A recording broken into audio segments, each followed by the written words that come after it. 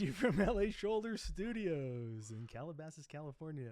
You didn't expect that one, did you? No, I didn't at all. That's the actual intro. That's what it's going to be like.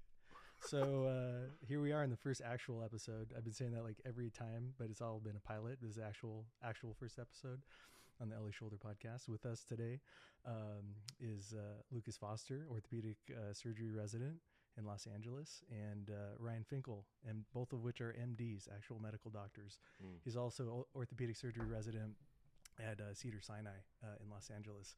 And say hi to the group. Hey guys, how's it going? I'm Ryan. Lukas over here.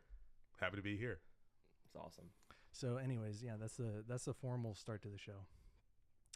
Other than that, how you guys doing? Doing great. Thanks for having us. Thanks for the tequila. So what did you expect? What did you expect this to be like? Honestly, great question. I mean, when you guys invited me here, I was going back to all the podcasts I've watched, and I was like, I'm not entirely sure what to expect today. But, after hearing, remembering that Lukas, had surgery from you and all that stuff, I was looking forward to hearing the behind the scenes of that. Yeah, I wanted to know more too, because I forgot how long it's been. It's been like how many years? Like it was right at the start of residency, so it's been like 5 years. Surgeon? Yeah. Right when I became a surgeon. That's when you trusted me. I think I was your first case. You might have been my first pec tear that I did on my own. Yeah. Well, how are you doing? It's holding up. So you did something right. Well, so tell me what that was like. So how did you injure your shoulder? It was your left side? Yeah, left side. And it was what was the injury? It was a pec tear, correct? It was a pec tear, yeah. It was like the classic. It was during COVID, so all the gyms were closed, and so it was like the classic like pre-injury tendonitis, like was doing nothing but push-ups. And then I remember the days leading up to the injury, I was just kind of like, man, my pec feels really tight, like something feels off a little bit, like it just felt like tendonitis. And then I was being a knucklehead, and then it was actually a wrestling injury with an old friend where they came down over the top of me, and then I just like eccentrically contracted my pec as my shoulder flexed, and then just felt a pop. While you're wrestling? Yeah. It was during training? No, it wasn't training. It was literally just like being knuckleheads, just like having fun. But I felt a pop, and then I didn't like bruise. It wasn't like the classic Google image where your whole arm is like purple and all that. So I didn't think that anything of it. It just like really hurt to sleep on. But then once gyms finally opened back up, and I was just like doing dumbbell flies and chest press, I was just like, something is horribly wrong. Like couldn't do more than like 20 pounds without just feeling like bowstringing across my axilla. And that's when I knew something was wrong. So you felt something happen when you're wrestling. That was probably like the injury. Yeah, right? Definitely. It was like a small pop, but I was just like, oh, maybe it's just like a partial tear, or maybe just like a muscular tear. And there was like a pinpoint bruise, very small, at the pec insertion, which I was just kind of nervous about. What part of your arm? Like here? Just right on your bicep? Right here, yeah. And so I was like, but I was like, you're tough. When you think of pec tears, you think of just massive bruising. I didn't tear my pec. Yeah, your pec completely sagging. I was like, what didn't even cross your mind, right? No, I was just like, I'll be fine. And did you think you injured yourself? Did you think I thought there was a partial injury, but I didn't think it was an operative injury. I thought it would just go away with time, and the pain did subside over time. It was just like, I can't sleep on that side; it'll go away. But it was when gyms opened back up that I knew something was wrong. And then actually it was like an early trauma case where they were having me cut the X-Fix bolts with like the breaking and entering. Those big. And I was like, I can't even do this. Bolt cutters, right? Yeah, exactly. And I was just like, you have to get your arms way out. And yeah, I used to put one on my leg and then just push down. Those are hard when you don't have a pec tear. Yeah. I mean, it was impossible. You have to have like a wingspan of like an eagle. Yeah. I mean, I ended up like holding it like this, like chicken arming it, and then bringing it. And then the trauma surgeon was just like, dude, that was the most unathletic thing I've ever seen in my life. And I was like, I have an injury. You're going to injure yourself, so and don't further injure yourself. So you toughed it out. You were still working as an orthopedic resident, right? This is what year residency? Intern year. So this was your intern year, right when you started. Yeah, the injury was, so we start residency. We started residency, Ryan and I did, July 2020. Mm-hmm. And then the injury was April 2020.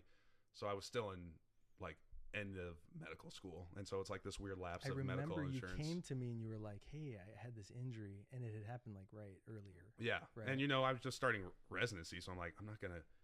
Hey, thanks for taking me.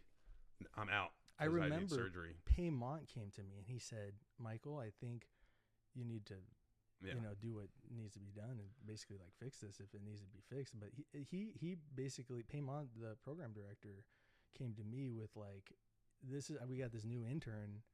Do you think this needs surgery? And I could have said no. I could have said, it's like, well, it needed to be fixed and it was an acute injury. So injuries, like you see me in a sling, right? It's just like time goes on, but injuries happen and you need to be like aware of them and then do something about it. Yeah. I mean, this wasn't even on with your guys, we tend to neglect these things, right? It's like, and especially starting orthopedic surgery residency, you don't want to be that guy. Well, this wasn't even on your radar. I didn't talk to anybody about it until December. Yeah, right. So, you waited. And so you the injury is already 8 months old. Yeah. I was golfed just with you so like it's 3 chronic. times before that. Yeah. So I So was you like, toughed it out. yeah, I was like, this will be fine. I'm not going to be that guy at the start of residency. I didn't know what recovery would look like. So you were working out so once you injured it and then you started working out, you knew something was wrong. Yeah. And you like, my lifts are not the same. How long was that from when you injured it? How long was that time frame? It was when gyms started to open back up in COVID. So maybe this was like 2 to 3 months after the injury. And it was like going from, I by no means was working with a lot of weight beforehand, but it was going from like 90-pound dumbbells to like literally 20. And it was like, it felt like there was maybe one last little strand of tendon hanging on because it just felt like really weird bowstringing across my And it armpit. got worse? Did it get worse? Did it feel like the tear was like getting worse? It didn't. It just felt like this is what your arm is like. I couldn't even do a It push-up. was settling. Yeah. I couldn't even do a push-up. So I was like, all right, this is just what my life is. And then it was the X-Fix thing where I was like, I'm way too young to like not be able to do a push-up or like do my job. And that's when I went and saw somebody else. In your 20s, right? Yeah. And then now 30, but yeah, at the time, 25, 26. And so then I went and saw somebody else first and they were like, oh, chronic injury, talking about Achilles allograft. I was like, oh my God, that's terrifying. Yeah, I got the papers on them right here. We can look at them. Yeah, I was like, that terrified me. Like cadaver tendon going into my body. Like we can go over it or whatever, but obviously knee-jerk reaction was like, thinking about infection risk, thinking about all this stuff. Like I made it a much bigger deal than it had to be because of me delaying it. And then that's when I went to Paymont to get his thoughts on it. Because I had talked to some senior residents. They were like, maybe non-op it. And the first guy I went to go see also was like, maybe non-op it. And then that was when I talked to Paymont, and then Paymont called you. And then, rest is history. Right. So the graft, what we're talking about, it looks kind of like this. These are some of the pictures. This is an Achilles graft right there. So you can see this is a donor graft, and then they have to sew that into that small tendon stump. That's the Achilles right there. So obviously it's not your own Achilles, but you can utilize these kind of grafts. In these chronic cases, these types of things sometimes are necessary. You have to do these bigger incisions. And in your case, did I use a graft in your case? No, you were like, I'm going to do everything I can to repair it primarily. Yeah. But you were like, because of, I anticipate this being scarred, very scarred down, like the typical like cosmetic axilla vertical incision. You're like, I'm not going to do that. I have to do a full delto pec. This guy right here is great. So Steve Mora, he's the guy who did the mountain, and he fixed his pec tear. The mountain. Oh yeah, yeah. So this guy's over in Orange County. He's a friend of mine. His daughter's actually a Smith and Nephew rep. She works over in the Valley. But he fixed this guy's shoulder, and this guy's lifting like 1,000 pounds. He lifts. How much does this guy bench? It's incredible how much he benches. But more than me. But this guy, Steve Mora, he was a county trained guy. He's over at Restore Orthopedics, I think, over in Orange County. But he does UFC fighters. Really great sports guy, friend of mine. But he has this graft technique. So you go on here. He has my pec fix. So you can see all this bruising. You can see that. Yeah. So my arm did not look like that. He also does all these like pictures where he draws in the graft. like the pictures of it, and it kind of helps make sense of what he's doing. And so in the case like this, he's doing a full reconstruction now with grafts. So like in your case, that could have been an issue just based on how long it took for you to get surgery. You know, you want to fix these ideally within 6 weeks. Yeah, and that was my own doing and own fault. But I got lucky. You got lucky. And I think in some cases, there's even cases where, you know, I'm sure that a lot of people will be interested in, you know, who have had pec tears who haven't had them fixed. And the data on that really shows that, let's get rid of this guy. He's great though. The data really on that really shows that if you have a revision and you need either chronic or you have a revision like you've had failed primary surgery, like it failed and retore, either way the results are better if you fix it, but you fix it right with graft. Because guys like Steve Mora, and there's some reported papers in the literature, and I'll post them to the channel so you can see those papers and you can access them there. But basically, if you're using an allograft and you do it the right way, the outcomes are much better. So in your case, you healed, right? So as long as it heals from the tendon down to the bone, then your muscles can get strong again. But if the muscle is detached from the bone, the tendon sometimes is not fixable anymore. So those big grafts, those Achilles grafts, as long as they heal somewhat to whatever's left of that tendon stump, or get some kind of type 3 converted to type 2, or converted to type 1 collagen, type 3 to type 1 collagen in some form, you're going to have better strength just by having that attachment there. But you're not going to be lifting like, you know, the mountain is lifting. But the outcomes are still better. And there's people I know that are surgeons.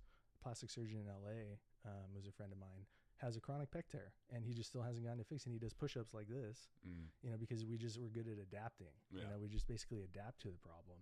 And that's what you were doing for a while, and you just see what you can do. But certain things, those muscles are there for a reason. So if that big muscle in your chest is not there, the other muscles will adapt, but it's going to strain them more. And you're going to be at risk of certain types of injuries, especially if you're doing like combat fighting. Yeah. You know, that kind of stuff. So how you fix it does matter. Like your surgical method, like the surgeon is the method. You know, a lot of the times that's why some really great surgeons can fix bad problems that have been, you know, tried again. And when they fail, sometimes the biology is the problem, or there's a nerve issue. But if it's a mechanical issue, as orthopedic surgeons, we're usually pretty good at fixing those. You know, so with these are external tendons, they're not within the joint, so they tend to heal more reliably. You know, so somebody young and healthy, your tissue should have healed, right? So we didn't talk about anchors. You can get more detail about anchors. We have some studies on that too. I don't know how nerdy you want to get today or how interested you are, but you know, using cortical troughs, there's a different paper that basically shows different biomechanical strengths if you drill holes in the bone, or if you put an actual metal button in the bone, or if you use suture anchors, which are kind of like screws, and those have sutures that kind of pull the tissue back down towards the bone to reattach it. And as you know, we use those all the time in orthopedic surgery. And I think that's what you used for mine. I use anchors, yeah. I just use suture anchors. Yeah. So you can see in this diagram right here, where it really starts tearing from is the S7, which is down below. So it's actually one of the more inferior fibers, which is the sternal head. So why you didn't feel like, hey, maybe this is a partial injury, why you didn't feel like it was a full injury, potentially is because the clavicular head is still attached. But those larger multiple pennated fibers from S7 typically up to S5, sometimes it tears the whole thing through, but it always starts at S7, and it's right during the bench press. There's another video I was going to show. And I think that the MRI chest reflected that too. It said like basically a wisp of the clavicular head was still attached. It was still attached, right? Yeah. But this is something where like PRP is not going to make a difference. So there were some other studies that show PRP does make a difference if you fix it. It's going to have lower recurrence rates. But where PRP, platelet-rich plasma, will not fix it, is it's not going to reattach the tendon. That still needs surgery, right? So we were talking about with the different options in suture anchors or buttons, those all show that if you drill a trough in the bone and you bury it in the bone, and then you put sutures through that, it's going to fail less often or at a greater strength, greater failure load than the buttons or the anchors like I put in yours. So then you would say, well, obviously, why wouldn't you just pick that for all these tears?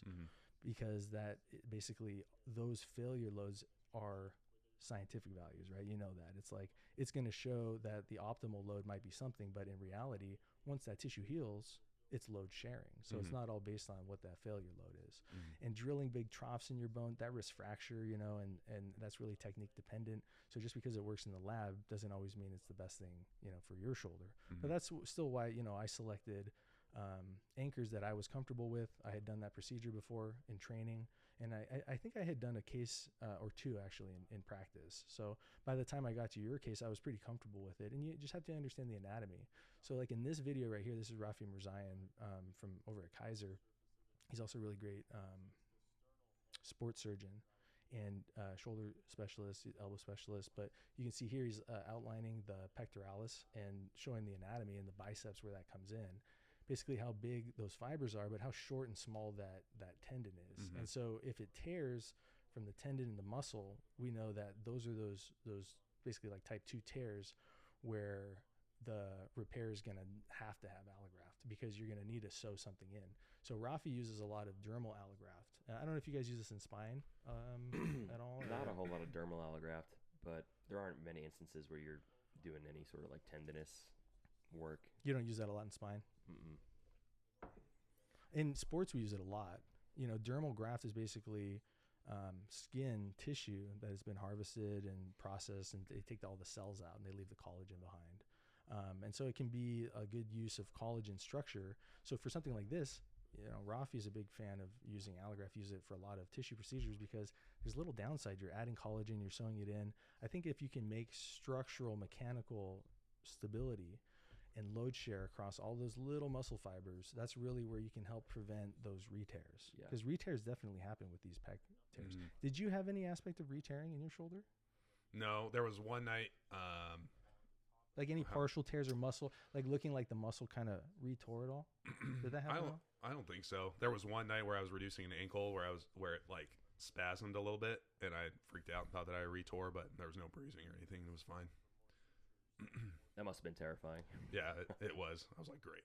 But it was fine. When did you know you were like out of the woods? Like, okay, I can do whatever. I can lift as much weight as I feel comfortable. Like, do you feel like that now? Like you're fully recovered? Yeah, 100%. So at some point from then until now, you felt like I can do whatever I need. I mean, honestly, I felt like I made gains in my recovery up to like 1 to 2 years after. But so 2 years basically. Yeah, where I continued to improve, but to the point where I was like, okay, I'm happy in the gym.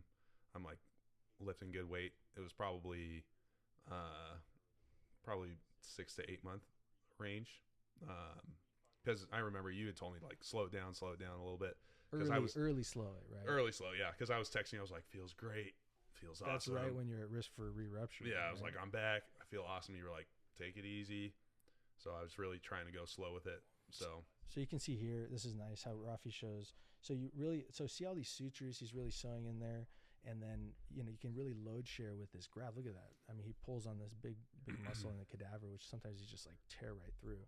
So this is something I've been thinking more and more about is really is optimizing mechanical strength, which with each case. It's not just like getting through the case. It's like, how do we optimize the outcome, right? So it's about, my term now is quality over quantity, right? So it's all about having quality outcomes, because when you're there, you're talking with the surgeon and you guys have a plan, you need to trust or just know like he has your best interest in mind, which I always do for my patients, and that it's really the best surgical plan, to get them the optimal results that they're looking for.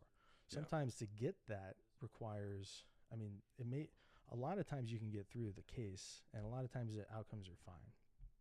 Those little differences in the bell curve of the complications and problems, right? Those can be minimized. We know that poor outcomes can be minimized through sterile technique, through, standard kind of operating procedure and going through things like in a similar way, systematically, a good knowledge of anatomy, like all these things minimize complications, seeing patients at relevant follow-ups, getting appropriate imaging so you can do something about it, right? These are like ways we can use our doctoring to minimize like the bad outcomes. So like when I was starting practice, it was just about like getting through everything safely, and it was kind of about getting all my checks done and my credentialing and all of that. And that whole process takes a year, because you're still in like boards collections. And so and you're still trying to do safe surgery and develop your reputation. But, you're also like trying things out, and sometimes things go well, sometimes things get fucked up. The 2 rules of surgery are, surgery's hard. And the second rule is sometimes shit gets fucked up. Sometimes things don't always go as planned, and, you have to know how to fix them. Mm-hmm. So those are things you just learn through repetition. Yeah. And so after that first year, you really get through like, okay, now let's really try to streamline things, all your paperwork and getting everything, like everybody on the same page so that everybody knows your system. And then that takes like a couple more years, right? And so then all that whole time you're doing safe surgery, you're getting better, you're trying to improve your outcomes. And then you finally get to the point where you're just like, surgeries just go well now, just like pretty much all of them go well. And if they're not going well because of all of these like pillars I've developed, like the whole system is now so strong that there should be some explanation for the problem, if there is a problem, because otherwise things are just expected to go well, which is great. That's what everybody wants. They want a well-working machine. Yeah, it's nice when going through all these rotations and seeing like the streamlined aspect of a lot of the more senior surgeons that have been there for a while, and you're like, oh man, like from A to Z, like from clinic to the OR back to clinic, it's very streamlined. There's not a lot of hiccups, and I feel like that's the ultimate goal. Well, and then that's what you see. And then you get to the point where then you achieve that goal. And then you're like, okay, well, then what else? And then you start looking at those details about how your outcomes are actually looking, and you become more critical of your good outcomes that you thought were good. Or, sometimes your problems start coming back and you're like, oh, okay, maybe that can be adjusted to make those complications less. Or, that person was smoking the whole time, and I got to ask more people about smoking, And so like you just become better at like seeing those things, so that as long as you have that mentality of trying to avoid complications, trying to have the best outcomes for your patients, then like that mentality continues to push you to improve. But it has to be based on that mentality. So what I've been doing, and I'm kind of more in the phase now of like being more critical of like his shoulder, right? Like those people that you don't want to talk to or see again, right? And now it's just like, hey, I really want to know, did you have any tearing in the muscle? Maybe there was something that I could have done better, for the next person. And when you tear your pec, that I'll now know, like I'll use graft because I can look at Rafi's technique and I haven't seen any problems with it. So like we can make those little differences to make the surgery better. That's where like, if you just look at doing things faster all the time, or like how many cases I'm getting done, that's not your focus. So like if you have that as your focus, those little things do continue to improve, because otherwise you just don't see them. We're not looking at the same thing. We're all just saying everything's fine, right? Yeah. Everything's fine. Everything's cool. Everything's fine. You have to be critical. For sure. I think as residents, I know I'm guilty of this. It's just like you feel like you see the attendings operate and you're like, wow, that's so good and it's so fast. And so you jump too quickly on the fast part, and if you just try and go through things fast, you're going to miss minute details and maybe not do the best job. So like one of the trauma surgeons, he always says like bad and fast never becomes good and fast, but good and slow always becomes good and fast. It's just a matter of repetition. So I've always like stay good. I've always just like kept that in my head of just like, be methodical, details matter, don't rush, like have a plan. The last place you ever want to rush is an operating room. Yeah. Well, you guys are great. I mean, both of you are really great. And I think it's because you have great mentality.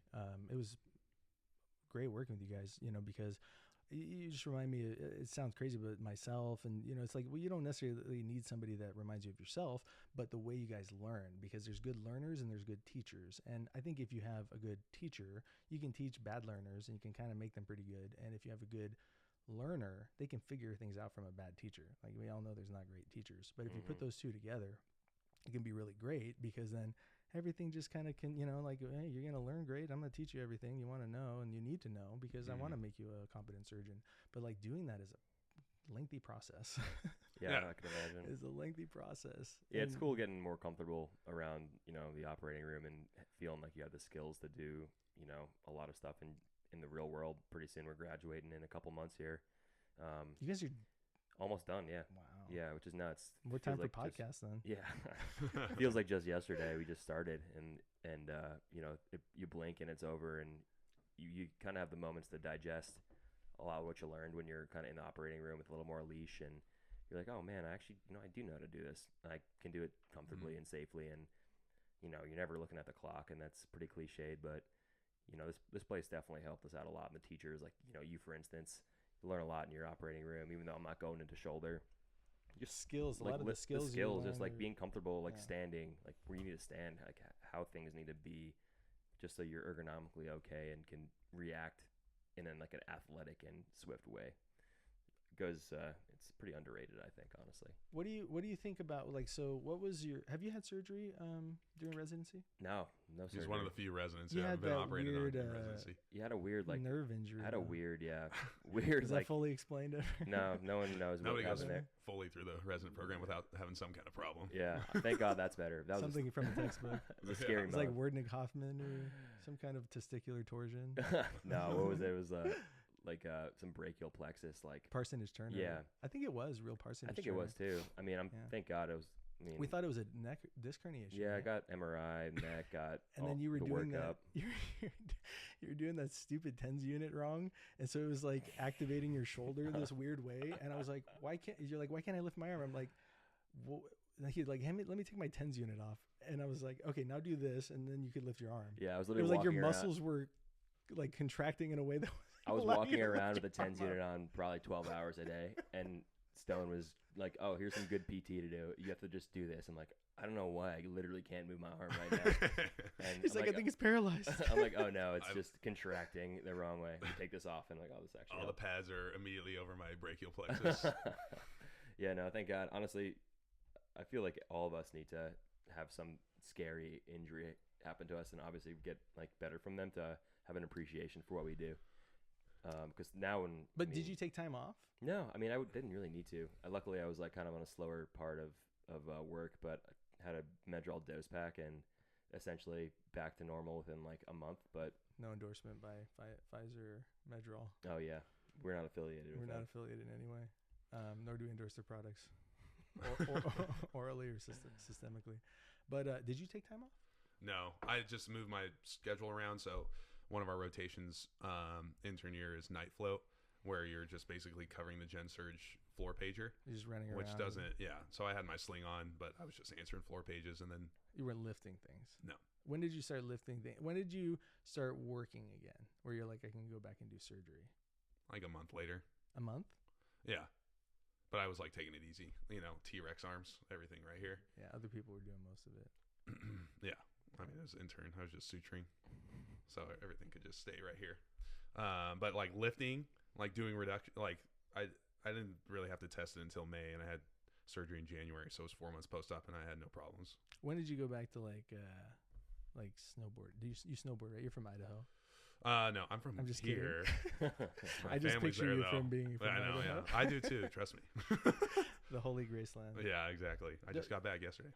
But you snowboard or snow ski?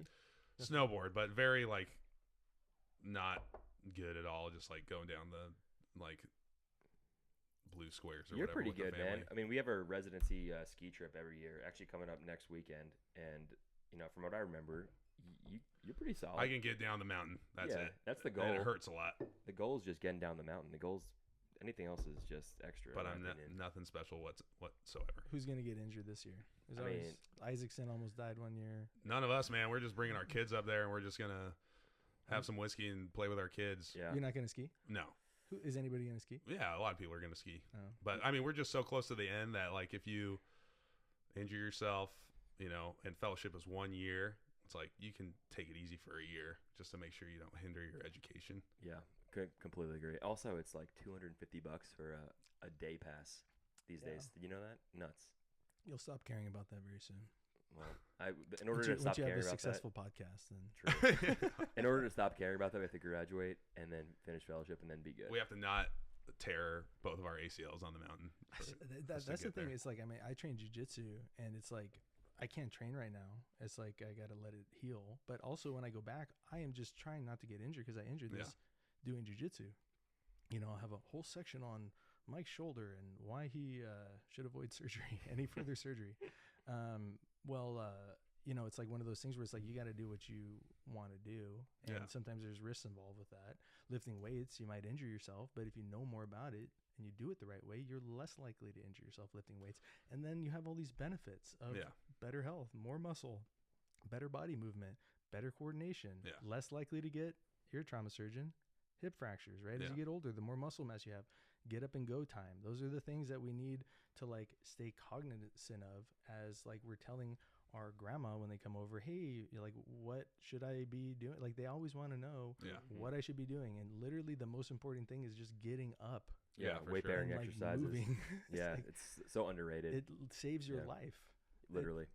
Because then you get hungry and then you want to eat and then you have better nutrition, and then better nutrition then makes you want to go work out. Even grandma can go work out and take creatine. You know, it's like, ladies take creatine, guys take creatine. It's safe. I just started getting back on that. Yeah, I just started getting back on it. Especially if you're trying to grow muscle. You're drinking alcohol, you're not taking creatine, and you're not eating protein, but you're working out. Does that sound like that's going to work? It's not going to work at all. It's like you have to hack the biology, you know, to a certain extent. Like, and I learned that when I started training. I just overdid it and I injured myself because when you're young, you go so hard. You know, like you injure yourself wrestling. It's like, that's silly. You're not going to do that again. No. You're an old man now. Yeah, exactly. You just use your brain better. Right. But you totally. learn. The ego. These are young people injuries. The ego goes out the door. The ego causes injuries. Like, I refuse to arm wrestle now. I'm like, I've seen way too many, you know, Holstein Lewis spiral distal third, like humeral shaft fractures from just arm wrestling. You know, I'm like, I'm not doing that. For what? For your ego? Yeah, good. There's good ways you can have high injury avoidance with just small avoidance. Like, just never arm wrestle, and then you'll have a much lower rate of arm fractures. Rupturing your biceps. Rupturing biceps. Yep. Oh, speaking of ruptured biceps, that guy, your friend Aaron, called me today. Aaron Pierre, you know that dude? I talked to him briefly. Yeah. We're friends now. Yeah. Oh, really? Yeah, we're homies. Yeah, that was a random thing how that all set up. I was about to scrub into a case. Crazy. He called me today. He's doing so great. Good. He's gonna be doing he's gonna be the Green Lantern. Oh, wow. Whoa. Yeah. He's like doing big stuff, and he's a really cool guy. And he's just like, I'm keeping him on track. He injured his arm, and he's back to basically full training now. You know, he's about 4 months, but he's got to shoot all these roles. So it was kind of like, hey, what can I do to do these roles? And thanks for sending that guy, by the way, because I was a great person for him to communicate with at that level too, because I do jiu-jitsu. He injured it kickboxing. He wants to come out and train out here too, you know, so it would be great to have somebody who you can kind of keep an eye on in a certain extent with people that you trust. Like, he wants to train with people that, like, how do you find people that you trust when you train jiu-jitsu or kickboxing? He literally ruptured his arm doing it. You know, so doing jiu-jitsu, you're wrestling around with these guys. You might hurt yourself, obviously, but if you, like, he's a purple belt. So he actually, like, he trains jiu-jitsu and kickboxing, and he's looking for guidance on, like, who can tell you how to get back to that? An injured shoulder surgeon who does jiu-jitsu. Yeah, honestly, your marketability went up so much more. Seriously. Ever since you hurt yourself. You could just use You're like, yourself. I know exactly what you guys are going through. I went through it twice. It's helping me talk to all my patients, Yeah. because it's just like, I let me tell you what works and like what doesn't work. Basically everything I've been telling them, if they just listen to it, is pretty much the right thing, because that's what I've been doing. Yeah, I think the most surprising thing with this, It's like, no pain, just don't move it, just keep it the right place. Sometimes it hurts, but nutrition, that's where, like, the XR stuff, you know, I've been taking the XR nutrition, essential amino acids, creatine. That's where I've been getting much more, like, I've been reading more about it now, because I talked to Paymani, laughed at me, you know, about the nutrition stuff. And it's laughable, because it's like, well, you think nutrition's going to fix your shoulder? It's like, look, you retore your shoulder. It's like, well, yeah, it wasn't that, right? It was the other stuff. But if you do, what I think the nutrition has a role in is pain management, because if your body's hurting, it's telling you this needs something. You need to ice it, get rid of the inflammation. You need to take your essential amino acids, because that's building blocks. You know, and that area is like screaming for extra stuff. You got to take your zinc, vitamin C, vitamin D. It's like, I sound like these people on, you know, all these health podcasts now, but it's like, it's literally true, because the XR, which is not a sponsor on the podcast, but, you know, I used it myself for my own surgeries, and I'm using it again for my second surgery, and it's just totally like a game changer for how little pain you have. Like, if you use the ice machine, I use a Game Ready ice machine, I use the XR, and I just take one of those shakes, and if it's starting to hurt a little bit, I ice it, and then I take one of those shakes, and like the pain goes away. and you keep taking the pain medicine that your doctor prescribes, and all of it is supposed to help. Yeah. And it's either zero pain or it's just manageable. Mm-hmm. But a lot of it's mental. Yeah. What was your pain like after surgery? It was fine. I mean, I had an interscaling block pre-op, so Yeah, and the blocks help too. Yeah, I never had to take any narcotics. I took the oral Toradol to completion. Toradol is the best. And if you can take that, if your kidneys are good, Yeah. Toradol is the best for pain. Yeah. Right after surgery. No, it was virtually non-existent. It was just a little sore. The weirdest thing was the interscaling block because all your proprioception goes out the door too. So I remember just getting down in the car and being like, what is this weird thing swinging in front of my face? I was like, oh, it's my arm. How long did you use the sling for? Like 2 weeks? Yeah, you told me. I said you 6 said weeks, right? No, I think you said 2 weeks, and I think I used it for a week, just because I was like, "This is I can You were leave just my careful. arm by the side." As long as you Yeah. leave it by the side. Yeah, I wore it at work for 2 weeks just to like give people a heads up, but I mean at home I never wore it. Did anybody give you a hard time at work? No, not at all. I mean, I didn't have to miss any time. I was just like, "Hey, can I move this around or whatever?" And they're like, "Yeah, no problem." Yeah, no problem. I think the way that you did it with your schedule was clutch because you were able to essentially have 4 weeks of, being a night owl and not having to do anything pretty manually, physically intensive. Yeah. And that's like when most of the healing occurred. Yeah, it was super lucky.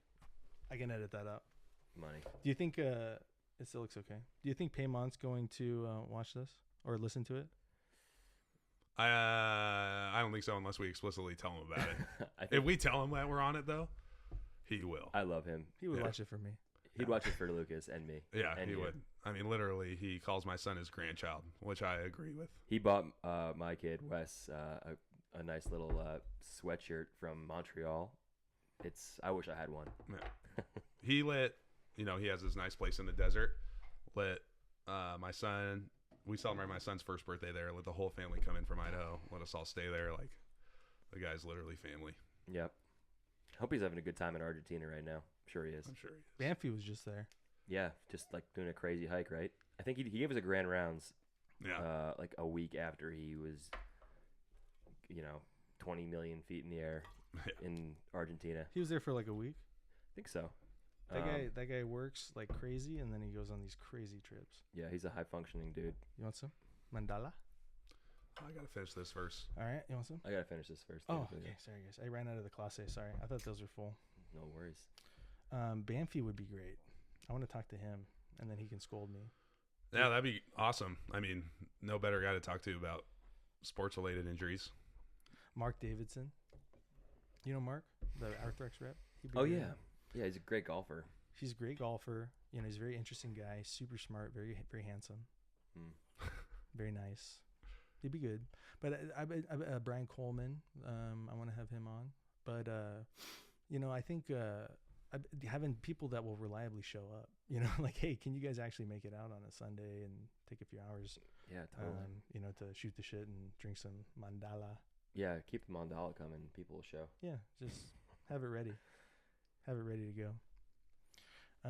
Well, this is the first episode, so it's going to be released on YouTube. We're going to have it out probably in the next couple weeks because I'm going to put about three to 5 episodes together. Mm-hmm. I'm going to have some more people over.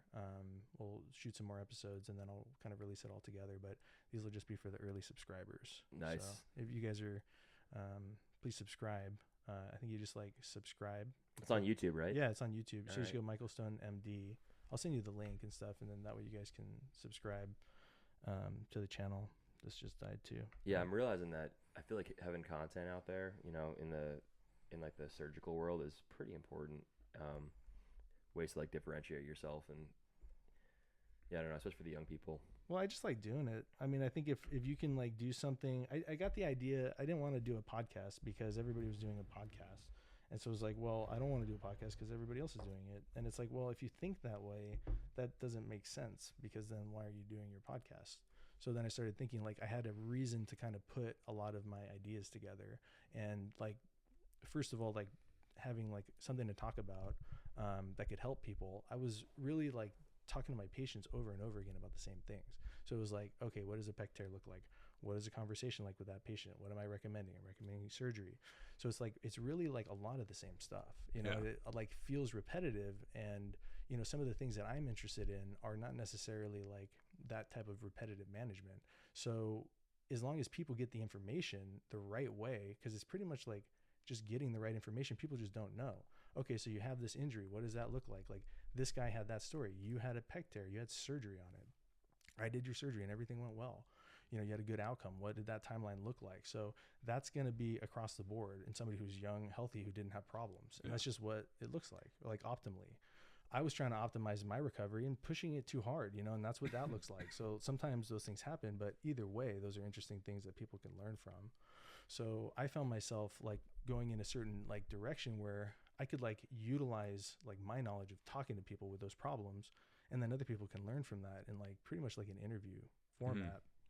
And then like, oh, grandma has that problem, like a rotator cuff tear, you know, there's like so many problems that you'll see or hear, and that will be like something that's like relevant, you know, like traumatic injuries, or even just like wear and tear problems, like rotator cuff tears. You didn't even know you had it until you went in to see somebody, you know, so like that can be helpful too.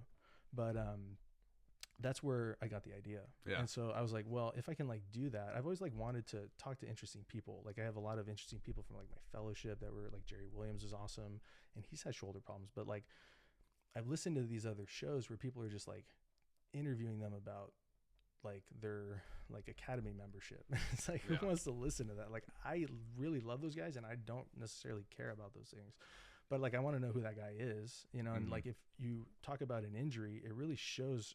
Like I delve into people's lives every day, you know, it's like through their problem. And so I like get to know them through their problem. So that's kind of like what the show is about, is like getting to know people like through that problem, how it affected them, like how it affected your work, and like where are you now and how it's affected your life. Your life's great and now you're on my show. So that's where it can go. Yeah. This is the top of the mountain right here. This is the top right here. This is the pinnacle of success. Yeah, I think how you were talking about like getting your clinic and like you know your practice dialed, resources like this, you know, patient handouts, QR codes or something. Just I did that for what QR codes. Just to, you know, like you're saying, stuff out. The mundanity of describing the same thing over and over again. It could be just a good sticking point to patients because they're nervous probably in your clinic and you're telling them they need surgery and they're like, oh my God, like putting yourself in their shoes for a minute and then, you know, having a digestible piece of content where they can take some time, look it up, go home, sit on the couch. Oh, hey, that guy has a show on that problem, and then you can like listen to it. Like, how long is this? Like an hour, you know? Maybe it's like listen to that part. And like with YouTube now, I think a lot of these programs you can like scrub through it and just find the relevant parts. Yeah, I think it's gonna be like the next big thing. Yeah, it's just like, and it's getting people good information, but who gives you the information is like so important. You know, it's right now, it's the people who are up there on the microphone don't necessarily have the credentials to like tell you the right thing, or you can't necessarily trust it because it's this like manufactured thing from some giant company. But this is 100% independent. So like this is just for entertainment purposes, folks, you know. But it's like we're going through things and kind of going through like my process for figuring things out based on like my training and my credentials, and maybe like that knowledge will help people just to like understand that's probably similar to the problem they're having, or maybe it's like something that they've had before that they now need to get checked out, but they can like listen to the show or like not, you know, and just like kind of pull out parts that are helpful for them. But hopefully it's like something that is like listenable and like watchable, and that's like consistent, because I'm going to put it out ideally each week, like every 2 weeks really, for this show. And then I have my other Stone Family podcast. So we're doing like that other show too. So that'll be like for all the other cool stuff that I do, like jiu-jitsu and motorcycles once I can ride again. So I'm gonna have to do this one for a while because I can't do cool stuff for a while. Modifiable risk factors. Yeah, but I was thinking like every 2 weeks, but it's just like something that comes out every month. You have a couple shows. I mean, yeah, I think you're onto something. But getting you guys out here, and I think people need to come out. I'm gonna have a studio in LA, so that way people will just come to LA for the show. It's 30 minutes to get out here, and it's nice out here. You don't mind? I mean, well, it's here for now. This is going to be the hub for now. Solid spot with the falling curtains. Yeah. So you guys have plans with your wives later? That's why we got to cut it out, or can we hang out for another hour? You guys good? We'll play Mortal Kombat. Yeah, sounds good. Sitting right there. Yeah, that's why I got all the cool stuff here, so we can hang and play. Yeah, it is nice here. Or you can just like hang out. We can play with Hooli. I'm down. Go for a walk. Sounds great. All right, I'm going to get back to life. All right, well, you guys want to call it? Sure. I mean, yeah. Is there anything else you want to talk about, or any other handles you wanted to bring up? Instagram, YouTube stuff.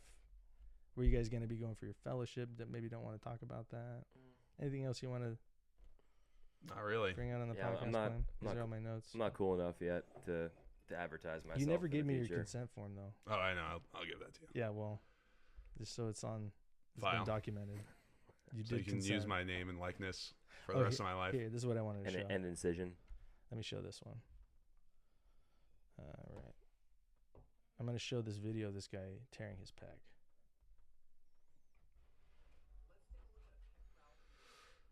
This is what yours looked like. Yeah. I was benching this exact amount of weight as well. Watch. So this is right side. 10 pounds. Right there. Oh my God. So it's basically that eccentric. See that right there? It's always on the way down. On the way down. Right. Coming up. Dude, Big that's one. so I gotta say, man, horrible. That was a rough seeing these one. horrible injuries That was day in full and day out at focus. work, these videos still get me. I can't watch them. There's, sure. but it's like the same one. It's like I was looking online and it was like so many videos took that guy's video and then they talk about it. It's like they like take other people's content and then make it new content. It's just like you can look at other people's videos and make your own And stuff. dub them over. Yeah, it's like meta videos. It's all the reaction videos. Yeah, right. Like You're, people just watching post YouTubes of them reacting to stuff. pretty much. Yeah. But my kids are getting into it like automatically. They know how to just like I had to. That's why we have a Stone Family podcast. It's like with them. So it's like we take videos on those little meta glasses that I have, those Ray-Ban metas. I showed you those, right? Yeah, they're sick. They're so sick because I can take these little video clips and they're like, hey, let's go ride motorcycles. So I got them these little electric dirt bikes. We'll go out to the hills and then I can just get a little video clip of them. Mikey, my oldest, he's 9. He's doing iMovie editing now. So he'll take that clip, I'll like text it to him on his iPad, and then he makes a little movie out of it. And then we'll put it on his little YouTube channel. And then we talk about it on our podcast. And we like pull his little clip up, you know? So it's like I get them doing stuff because he's like totally into it. Yeah. And he gets on the show and he's like talking about stuff. He's like, well, Dad, what about this? It's been like a good way for us to just like talk to each other. Oh, yeah. It's super cool. Future That's awesome. cinematographer. It's amazing. Yeah. That's really cool. Yeah. That's He's got to awesome. like train him. And like my other son does not, he's like, I want to make movies, but then he's just like, I'm going to go play baseball, you know? Right. But like Mikey's like, he finds these little projects. So if I give him these little kind of like something to work with, you know, he like a Lego set, that's where it started, is like Legos. He's like, oh yeah, Legos are cool. So then he'll just like lock into that. So the same thing was like, oh, show you iMovie, show you like how to do clips, how to use an iPad a little bit. So he's just like making these little movies with his little jets, and he'll like put the camera up, and so it looks like it's flying. He has this movie that's called America Fights Back. He's like, Dad, it has that title. He's like, it's against Russia. I'm like, let's be Wow. cautious. Let's tread lightly here. Well, you have a very your politically child is aware, very I in guess. tune with current events. He has his finger on the pulse. Oh, yeah. Yeah, for sure. Reads the morning paper. Yeah, he's up to date, I guess. Yeah. But he also loves jets and motorcycles. But it's pretty much every time I have him come on, they just want to talk about video games, motorcycles, and that's it. I mean, Baseball. Sounds great. What more could you need, Well, yeah. honestly? Every time. I'll tune Sounds in. nice. I was interviewing these kids. That's how I started. Cass had her little cousin over, and I was like, "Hey, do you want to be on my podcast?" And he was like, "No." You know, he was like 10, and then he was like looking at the stuff, and I was like, "Yeah, try the headphones. You can hear it." And he puts it on, and so he sits there, and we start talking. I'm like, "Do you mind if I record?" He's like, "Yeah, it's fine." So we start recording, and then next thing I know, we're like having this like awesome interview. He's like telling me about like Twitch, like on the video games. How Yeah. he got his friends get paid money for that. All these pro athletes have their Twitch streams on Right? the side. They're like, playing video games and they're recording getting it. paid big time. Whoa. I mean, there's a market for it. Exclusive I avenue. guess. Do you know Yeah. about this? No. You're an old guy. Not You that call old. your You back. will. Old soul. I don't know anything about this. He's up to date. Yeah. He knows. Yeah, Ryan's in the know. I try to keep up. Ryan You know. knows. Yeah. Ryan's camera's off though. Sorry, Ryan. It's all good. No Camera's one needs dead. it. No The one needs to voice see in the it. sky. This is Lucas. Who knows everything. It is the Lucas Foster show. This is Batman's episode. This is your episode. I was just the lucky guy who got my pec fixed. So who else did you consult before you decided on me? Did you like, or were you just like too inexperienced to know you should probably get a second opinion? I mean, they Just were trust me. at Cedars, but it was just the allograft thing. You should ask if your doctor is in board collections or if he's board certified. Make sure your doctor is board certified, folks. Yeah. I think just the biggest thing that made me look for a second opinion was I mean, when I You didn't need a second opinion. was when I talked to You got my Paymont. second opinion from me. Yeah, I gave you exactly. both. Exactly. I like that you said you're going to try and primarily repair it. That's what I liked. Yeah, it's really trust. Like when I talked to Banffy about my shoulder, it was just like, this guy knows he knows he can fix it. You know, and I was just like, clearly I know he can fix it. Yeah. And he's going to do a good job because it seems like he cares. Like he should do a good job. Did you get a repeat MRI on this one? Yeah. And is it obvious on the repeat MRI? Because No, it could go either way. But I was looking at it, and I was like, I think it's retorn. did they have to do like any sort of different sequence? They Because it's didn't. sort of- But the weird thing was, because my biceps tore, it wasn't repaired in the first place. Because I told him, don't do a tenodesis. I told him not to, and I was like, well, do it if you need to. And it was kind of partially torn, so he just debrided it and then put a graft on top of the whole repair. So it looked awesome and solid. And then because I think I stretched things out, the biceps tore, then everything kind of tore from there. And then that left this big hole in the MRI right where my biceps was, because my biceps was like down half my arm. Oh, And so man. up here, it looked like this giant hole, maybe in my cuff. So we were looking at it together like, it could go either way, because post-surgical changes, you could still see it was coming down, but it's thin. It's like, if it's thin, it's probably retorn. So I was like, it's probably retorn. Was there an instance, was it on that day that you guys were in the operating room together where you're like, I definitely re-injured this, or were you just like, I'm just not progressing? Yeah, I mean, going back too soon, doing cases that were just a little, like big cases. And But was it like sometimes- a pop? Like, oh man, I just retore, or was it like, I'm just super maybe sore? one day when I was lifting weights where I felt like kind of a strain, I was like, oh, that's weird. And it was like, all it takes is like from this to that, you know, it's just like, and it changes the line of pull, you know, and then it's like, it's kind of screwed from there. So if it pulls off like that, even if it's a tear in continuity, that's where the cuff, can like still be attached. And on the MRI, it looks intact, but that's why Sugaya, when you look at how thin it is, that is more likely to have a re-tear if it's thinner. If it's a big, thick tendon on the MRI, that's why, like, if you put a graft, you make it, you just don't stretch it or do too much. It should heal ideally with a big, thick, bulked tendon. I think you should use those too when you're doing your trauma cases. I think you should really consider, more grafting. And that's why I want you to learn on the sports service as you're going to go into traumatology, because you're going to be aware of the bones, but the soft tissues, especially like rotator cuff, like tendon attachments, you're going to be doing like tendon repairs. I've seen people where they just, they don't think certain parts are important to repair. Like the pectoralis, I've seen a lot of damage to the pectoralis just after surgery. That's something where you might go in, and if there's a case where you're going in for a revision, have allograft. I've had cases where people are going in multiple times for like fractures. And you might want to have like either some Achilles around, but really the one is just dermal graft. Just have dermal graft. You can sew it in over stuff. I had this lady who had this huge deltoid defect, and I put in this huge dermal graft over the front because her deltoid was just gone. And I told her it's not going to get stronger, but it will cover your coracoid more. And stuff like that really helps people. She was like in tears when she came back, because she was like, it's like the defect is gone. So if you can use graft for certain reasons, I would just have it kind of like, have like the Arthrex guys or whoever your graft people are, have them kind of like on standby for your cases. Usually most hospital systems, they have kind of stuff available. But I would just consider that too. Sometimes graft can really like help you, especially if you're using it just to kind of reinforce things, instead of just saying like, the muscle's all totally damaged. So you're Just saying take some like time and your graft big it. deltopec to anterolateral incisions, like just to back the pec up or help the pec out? Because I feel like in a lot of those approaches, you end up taking down a little bit of the pec to get the exposure. For deltopec? Like say you have like some big comminuted proximal humeral shaft fracture. Like this is the case that I'm when you're thinking going of. these big ones. Yeah, in like the a front. deltopec to an Yeah, you usually anterolateral take some approach, deltoid and you down. end up taking down, a little bit of deltoid, but also sometimes even Definitely a little some pec. Yeah. So you're saying like those cases? I think so. Yeah. I think so. Especially any revision, I always have graft available. Bone graft too, but for rotator cuffs too. Just like those greater tuberosities that you'll fix open and do a little double row, or even if you put a plate, if you put a graft on there because the tissue's poor, just so you like have a good kind of grasp of that tendon. It's pretty much just collagen, and it's human collagen. So I don't think there's a downside to that. The Regeniten graft, which is bovine, I think that's like less structural, and so it becomes a little bit of collagen, so it kind of has to heal, but you're not sewing things through it. So good to know. Yeah. But little tips of the trade. All right. Well, on the next episode of the LA Shoulder Podcast, I don't have a next guest. I will see you next Sunday. I literally was like, oh, nice. He's got a lineup. Yeah. Who is it? I guess. No, I have another friend with a pec tear, who I'm going to talk to. He does jiu-jitsu, but I think Man, it's an epidemic. he's scared. He's not ready. Oh, has not had it operated on yet. Nah. That's why How I think old he is might, it? It's within the year. So it's chronic. Yeah, but it's like he still trains. He does private security, so he's like he can't like take time off. Yeah, it's But tough. you just have to, so you just got to figure it out. Yeah. I feel like You a should listen to the doctor. big barrier to surgery is taking time off. People think they can't take time off, but they can.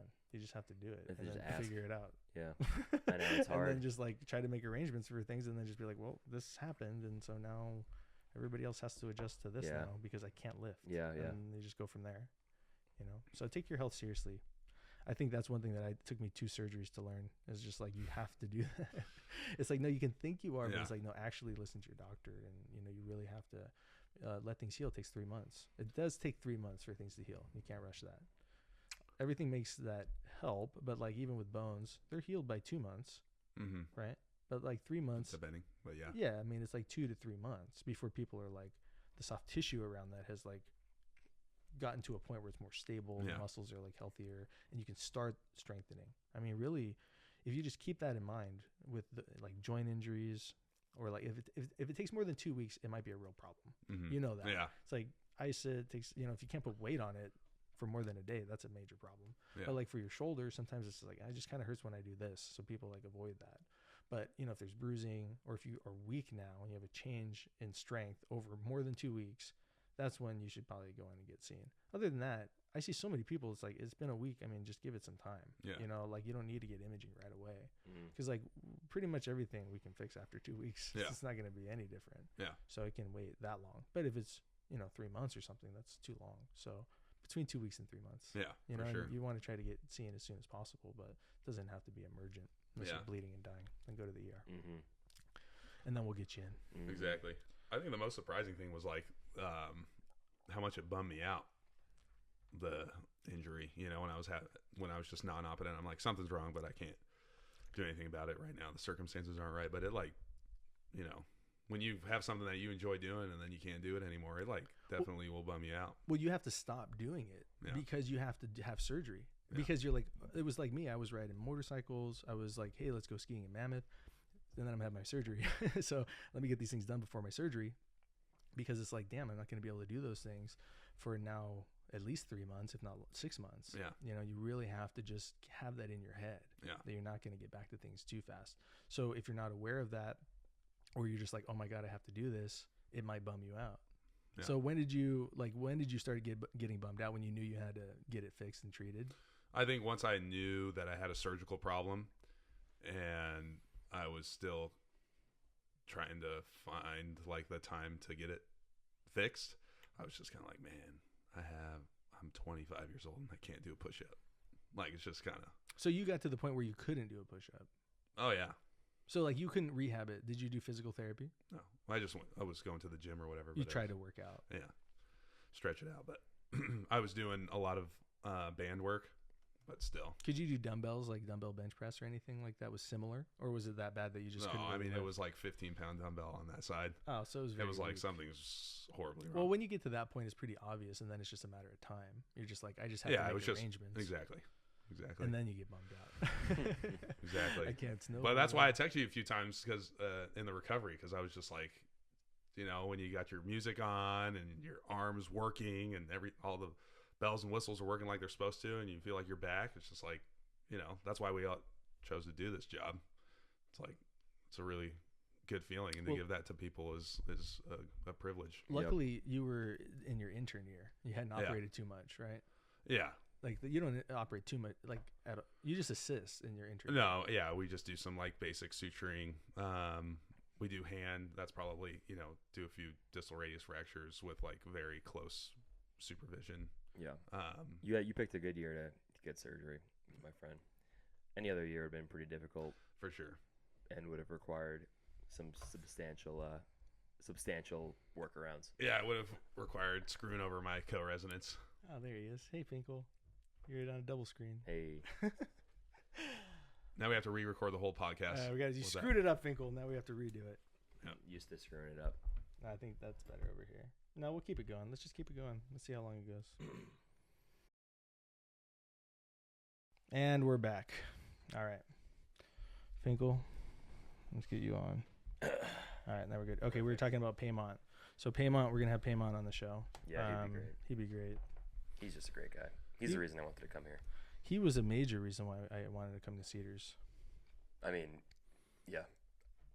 When I was a med student here, just being around him for the 2 weeks I was around him, I was like, this guy, I've never set foot in California before. I have no family here, but I should be around this guy for some part of my life because it's going to make me better in some way that I don't fully understand yet. And I'm totally seeing that. He gives you like guidance, you know, like he like watches and tries to give you good advice, I feel. Oh yeah. I mean, that's like every day. He's like, honestly can't say enough good things about that guy.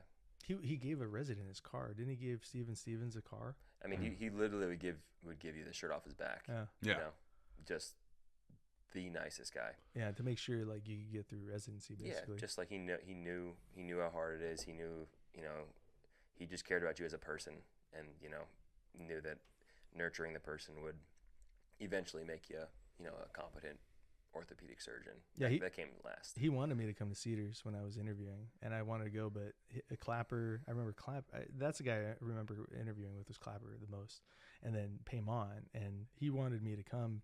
I went to USC, but it just the program was too new at the time. For residency. For residency, yeah. And then once the program was more established, I came back, you know, as an attending. But you guys had already gone 5-6 years, I think, by then.